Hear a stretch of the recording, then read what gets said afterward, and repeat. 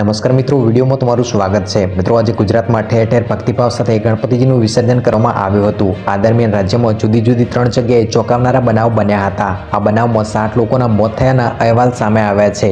જો વાત કરીએ સાબરકાંઠાના પ્રાતિજોગની, તો સાબરકાંઠામાં લાતેશ્વરમાં 2 યુવાનો સાબરમતી નદીમાં ડૂબી ગયા હતા, જેના કારણે તેમનું મોત થયું હતું। તો બીજી ઘટનાની વાત કરીએ તો બીજી ઘટના મહેસાણામાંથી સામે આવી છે।